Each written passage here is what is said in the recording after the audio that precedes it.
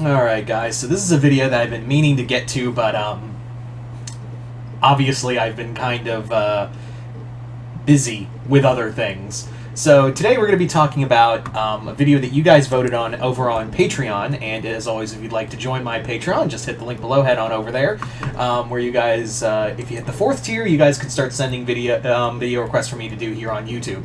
But if you just want to do like polls or whatever, that's just $5, so those polls help figure out videos to do here on Patreon or on YouTube, here on YouTube. So yeah. Anyway, this one was one of those videos, so let's get started. So this video was basically an announcement, was part of like all these AU ideas, and essentially this was the winner, and that is a Star Wars AU. So I've done Star Wars AUs before, and I've done a lot. Like I've done a lot, and they're always ever changing, they're always ever shifting, and they're always like in a constant state of change. Like that's the fun thing about it, is that it's always like this shifting force around it. So yeah, so this will be fun. So our story begins in the twilight of like we're coming towards the end of the Republic with the Clone War, the ending times of the Clone Wars, and we're during Revenge of the Sith. So in this, Jedi Master Ida has returned to the Jedi Temple. Like I said, Ida was a Jedi Master who she left the Order like Dooku did, but she didn't go like full Dark Lord. But she was more like just tired of the Council, because even though she was the rank of Master, she was kind of like Qui-Gon in the sense that, like, you know, she always questioned the Council and their motives, as well as their ethics, as well as other things. Like, she just didn't like the idea of authority, and she also just did not, you know, cope with the whole, like, all the rules and all of that with being a Jedi. So eventually she just got fed up with it shortly after the death of Qui-Gon and like his warning about the Sith, and they were just kind of like sitting on their hands. Well, Ida was like, why don't we just take the fight to them? You know, we can't if the Sith are back and there's still one Sith Lord left, that's still a danger. Because most of the Council was like, perhaps we've killed them out. This Darth Maul was the master, and we've killed them. And Ida was like, then the apprentice is now the master, and he or she is going to find a new apprentice and train them. If there is one Sith left in the galaxy, we are all in danger. Like that's what she's trying to hammer home. And eventually the Council's like, no, we're not going to do that. And she's like, fuck y'all, I'm out. So she leaves, and because the other reason why they don't trust her a lot is because she also kind of peddles in the dark side. She's kind of like Kreia in the way, like she's a lot like Kreia in that she kind of plays with the philosophy of both the light and the dark side. So she believes that the Force is neither, belongs to no one, and it belongs to everyone. So that's her kind of philosophy. So she's been gone for a while, and she did run in. She also had her sister Lilith, who was part of the Jedi Order. She wasn't she was also a master, but she never sat on the Council. And she was trying to convince Ida to stay, but Ida was like, no, I'm not going to stay. These people bother me. And that kind of caused a rift between her and Lilith, because Lilith thought she had all this potential and all this power, but she kind of squandered it on her own on what she believed Ida's own pettiness. So Lilith and Ida have not spoken to her for a while. Now, since then, in the years prior, she's now, the Clone Wars have been kind of raging out of control, and Ida was kind of found by her master, who in this continuity was Oppo Rancisis, and Master Oppo was like, hey, can you come back? We need all our Jedi. This is getting really bad. So she came back during the Clone Wars, like the start of the Clone Wars, because Oppo was like, this is going to get very bad, I need you. So she's like, okay, Master, I will come back. So she comes back, and they were like, "Hey, you're gonna come back, but also be the master to this young student we have." And it's a Padawan by the name of Luz. And Ida comes back with King, who's like her little pet, who does like talk. So she has King now, and Hootie is the AI to her personal ship. So she now has Luz as her Jedi apprentice. Lilith has, of course, Amity, and the others are like all the other characters they're all like Padawans or younglings who are living in the temple. So the Clone Wars have been raging for a while, and what happens is that, of course, Order 66 one night happens when everyone's at the temple. So it just turns into a slaughter. And Ida and Lilith are among the Jedi who are at the temple trying to protect it, and they're fighting, just waves and waves of clones. And what happens is that what happens is that she took all those kids and put them in the Master Chamber, which, if you know your Star Wars, then you know what happens to those kids. Master Skywalker, there's too many of them. What are we going to do? That's what happens to them. So she's the reason why that happens. However, she does manage to save Gus, Willow, and Hunter, along with, of course, Luz and Amity. So however, during the fight with her, Lilith and Ida were in the middle of a fight, and they were fighting clones, and Lilith and her get separated. So Ida thinks her own sister's dead, but now she has to protect what what future of the Jedi she can. So she's the only ship that gets out of there, away from Anakin and the 501st. And yeah. So that's where we are. So that's where the story is. It's just them trying to survive, with Ida trying to teach them the ways of the Force, as well as like other things. So this is where we come into the other characters throughout the show. So among them, you have another pair of people who survived Order 66 off-world, and that was young Jedi known as Star and Marco. Well, Star is not a Jedi. She is.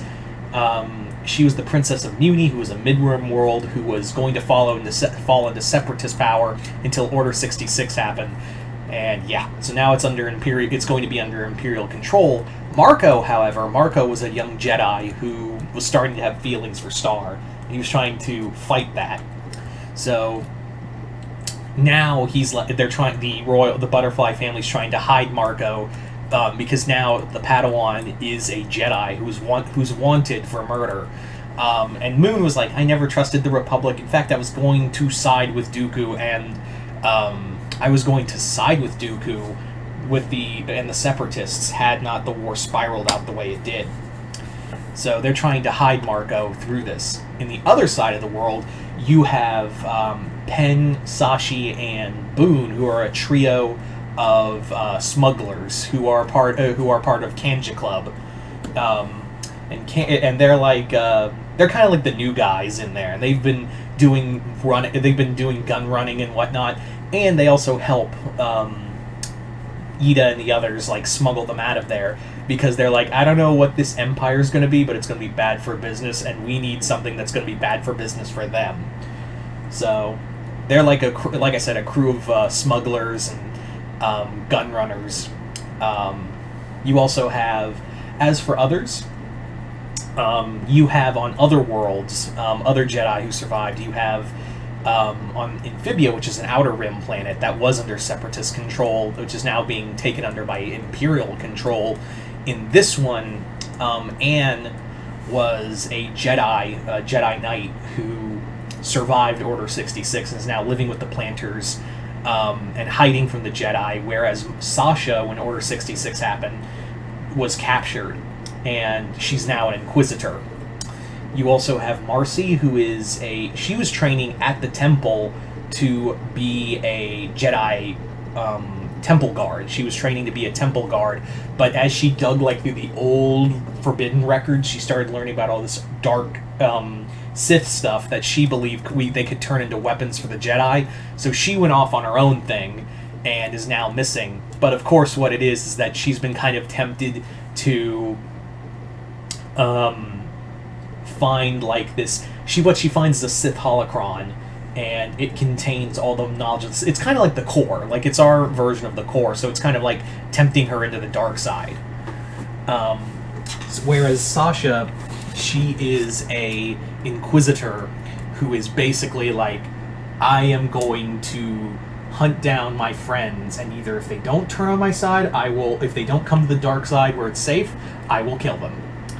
So even though Vader's like, if you don't find them, you cannot be obsessive. And Sasha goes, like you, sir. And she gets force choked for it, for that kind of arrogance. But he's like, be lucky we need inquisitors, girl. So, yeah. Among other inquisitors, Lilith is an inquisitor.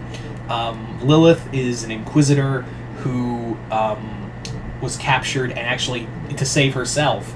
And she also kind of saw how the tide was turning. She was like, I will willingly give myself to you as an inquisitor. So she could also find Ida and maybe bring her here. As for others, you have Edric and Emra, who were captured and also they became inquisitors. You have Basha, who's an inquisitor. So those are all inquisitors. They're all looking for, Jedi they know who survived.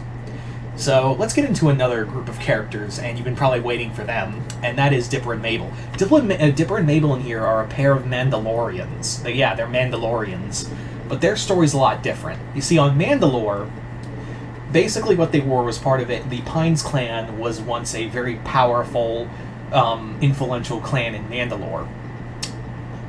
But here's the thing. Even though they didn't join Death Watch, they didn't really side with Bo-Katan. The name got away from me. They never sided with Bo-Katan, claiming that you were part of Death Watch. You're a fucking terrorist. You deserve that title of the ruler of Mandalore as much as Gar Saxon and Vizsla and Clan Vizsla does. You guys, you are nothing. So Bo-Katan, seeing the threat that the Pines clan had, she had them executed. Yeah, I don't believe in the whole, Bo-Katan being, all good and being, the King Arthur of this universe. She's a fucking I think a lot of people forget that Bo-Katan's a fucking terrorist, and I'm pretty sure she's going to be the antagonist in Mandalore. So she had Clan Pines wiped out, save for Stan and Ford, who were the patriarchs of Clan Pines. And Ford took Dipper, Stan took Mabel, and they are the heirs to the throne. Now Stan and Ford in this continuity are known as the Lions of Mandalore. They were these two great war heroes who fought Jedi and all of that, and it was believed that that Mason and Mabel would be the next generation of that clan. They would be the next Lions, and their creed is, rise and roar. They were also given by their uncles two swords. And this is very much taboo in Mandalorian culture, is they were swords made of pure Beskar. So they have these Beskar swords, as well as their own Mandalorian armor. They're more or less just hiding out across the galaxy, avoiding Mandalorians, and even though it's and Robbie, who's on Robbie and Gideon and Pacifica, who are parts of other influential clans, have taken up power in Clan Pines by order of Gar Saxon, just so he could get their numbers, not Gar Saxon, excuse me, Bo-Katan, just so she could disassemble that clan for good. So it's very much like a Return of the King kind of thing for those two. Anyway, so you have that going on. As for others, there's also Hunter, who is one of Ida's students, and he is, feels all like this pull after encountering a Sith temple. He's feeling this weird pull from a being known as Belos, who is his ancestor. But it turns out in this continuity, Belos was an ancient Sith Lord from the Old Republic who was kind of like Bane, where he could transfer his essence into his bloodline. So that's what he's trying to do with Hunter, is get him to his temple on Dromancast. Yeah, remember that world? There's a deep Dromancast. so he could take over Hunter's body. Then you have Rain. Rain is also a surviving Jedi who has been hiding out. She survived. Excuse me, not she. They. Oh, almost fucked up my pronouns there. They basically, Rain basically survived. Survived Order 66 and is now like a Jedi in hiding as well. So there you go. There's the story. There's the universe for you. Oh, you also, I forgot another. Randy is another. He is a bounty hunter. He's not a lost Jedi. He's a bounty hunter who was trained by. He was actually raised by Black Sun. See, the word got away from me. I have a headache. So he was raised and trained by Black Sun, and handpicked by Prince Shizor himself to be like his personal assassin. So he's got his own things Randy's got his own thing going on, but he's kind of like learning that this is enslavement, and also like there are other things to life other than just killing. So that's his whole thing in the story. So there you go, guys. That is pretty much my Star Wars AU. I know a lot of people say, why do you keep using Disney characters? Because it's pretty much the most easiest to fit them into these universes. They're probably by far some of the easiest characters to fit into these universes, honestly. Especially Star Wars. So you guys tell me in the comments below, what did you guys think of this AU? I'd like to thank everyone also for voting for this, and like I said, if you'd like to join in on the polls, just hit the link below, head over to my Patreon, that's just the first tier, but if you want to do the other ones, just hit the 4th tier. You guys can hit other tiers, including the 4th, which will allow you to give me your requests for videos to do here on YouTube. But other than that, hope you all enjoyed this. I'm Mr. Multiverse. I'll see you next time in the Multiverse.